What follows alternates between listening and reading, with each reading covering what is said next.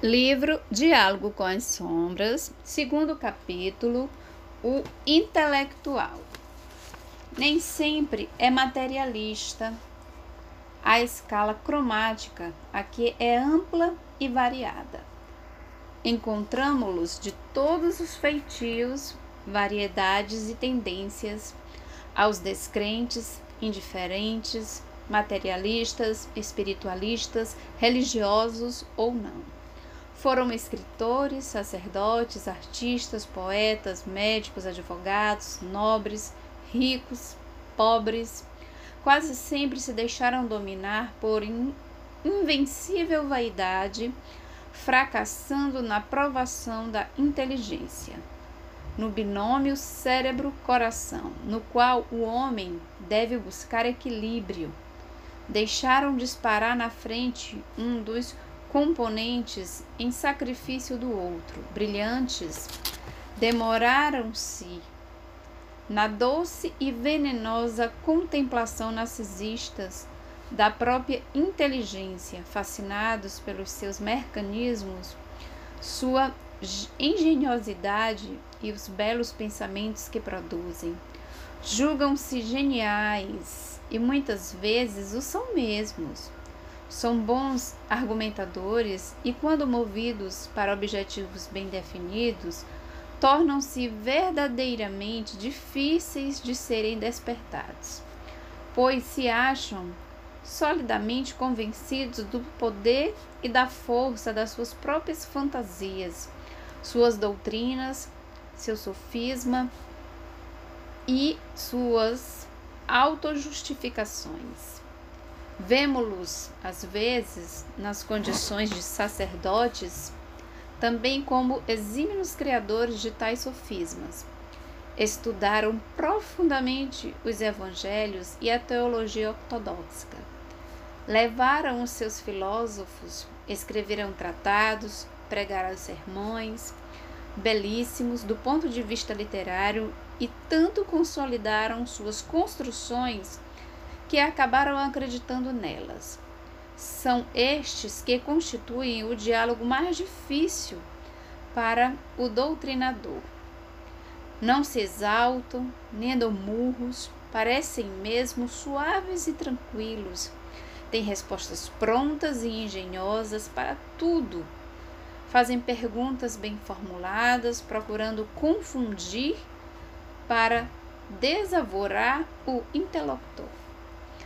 Ao cabo de algum tempo de observação atenta, descobrimos que o intelectualismo é como qualquer outra forma de fuga. É também um esconderijo para o espírito que reluta em enfrentar uma realidade dolorosa.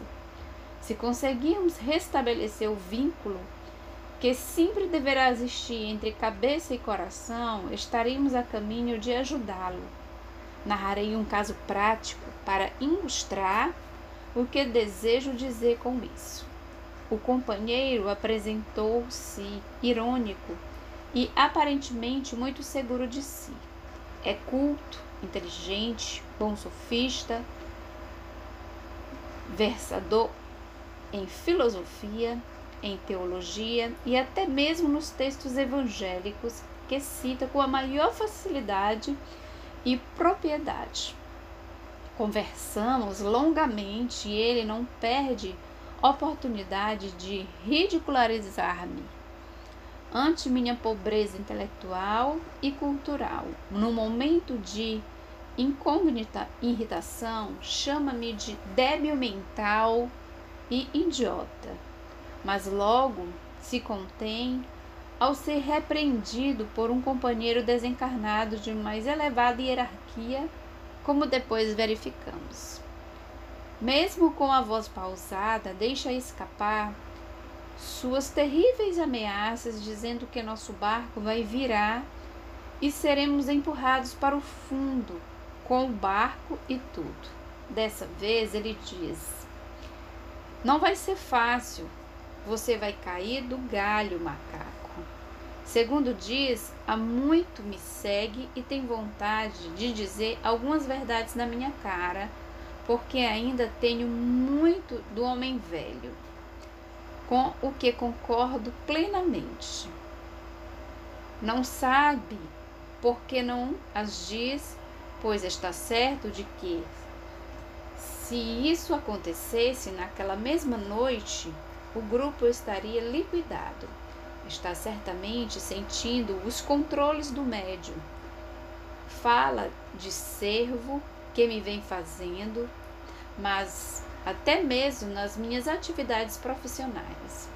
E refere episódios verídicos para demonstrar sua familiaridade com o que diz respeito à minha vida particular. Conclui dizendo que há tempos quase conseguiram derrubar-me. Há sempre um quase na bondade infinita de Deus quando nos empenhamos na tarefa abençoada de servir.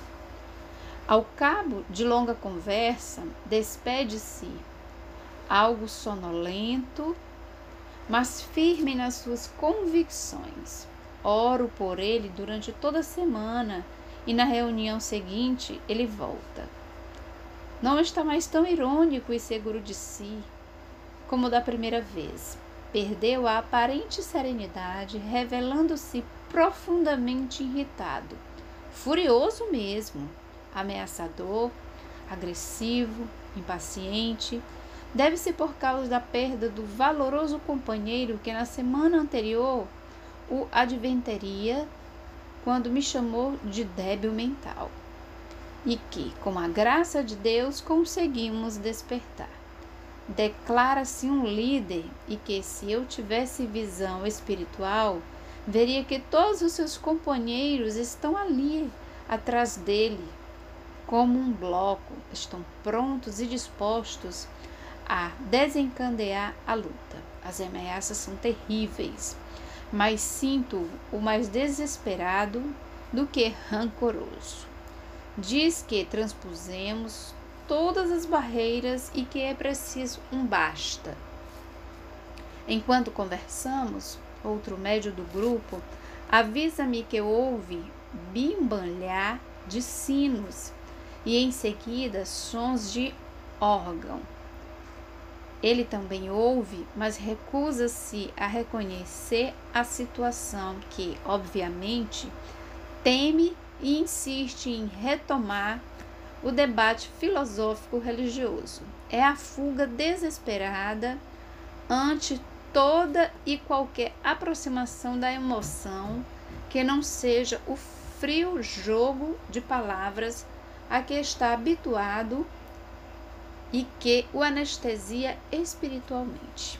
De vez em quando, dirige-se irritado a alguém invisível que lhe cita trechos evangélicos. Em uma dessas diz nervoso: eu sei, capítulo 4, versículo 19, 1 ao Coríntios. Segundo me diz o outro médium, a música prossegue a vibrar dentro dele. A essa altura, ele começa a apalpar o médium, a face, os olhos e o corpo, demorando-se nas mãos. Começa sutilmente a crise. Ele conclui em voz alta que são mãos de um organista, que o médium foi realmente em antiga reencarnação na Alemanha. Pouco depois, ainda irritado ante minha evidente falta de acuidade, diz-me que é cego e mesmo assim domina, é um líder, informa satisfeito consigo mesmo. Sinto por ele uma compaixão infinita e me dirijo a ele com ternura, como se a pedir-lhe que me perdoe por não ter notado isso antes. Pergunto se permite que tentemos curá-lo e ele recusa energicamente. A essa altura, não consegue mais evitar que a música domine todo o seu ser. Fala sobre acordes que lhe causavam verdadeiros choques. A crise aprofunda-se e ele ouve agora irresistivelmente a música sublime de um organismo incomparável. Tenta desesperadamente fugir dela. Tapa os ouvidos, bate os cotovelos na mesa, cantarola uma canção e diz a si mesmo: reaja, frouxo. Mas a torrente daquela música divina que ele tem o privilégio de ouvir arrasta-o irresistivelmente, segundo me informam do mundo espiritual. Ele costumou ouvir os recitais sempre do mesmo lugar, na terceira fila à direita. Digo-lhe isso enquanto ele parece também reconhecer daquele tempo o seu médium atual. Por fim, graças a Deus, a emoção daquela música inesquecível domina-o inapelavelmente. Está arrasado e murmura: ele é um monstro, tudo nele é grande. Refere-se, porcento, ao organista que, do invisível, toca para ele neste momento. Logo a seguir, começa a chorar, vencido pela emoção que a tanto sufocou em seu coração generoso. A música que ele amava e compreendia como poucos foi um instrumento sutil que a misericórdia divina utilizou para restabelecer o perdido contato entre o coração e mente, que andavam divorciados. Tratou-o com infinito carinho e amor fraterno, e quando lhe peço perdão pela dor que lhe causamos naquela crise necessária, ele retruca entre irritado e confuso: não peça perdão, seu tolo. Em seguida parte, ainda em pranto e com a visão recuperada.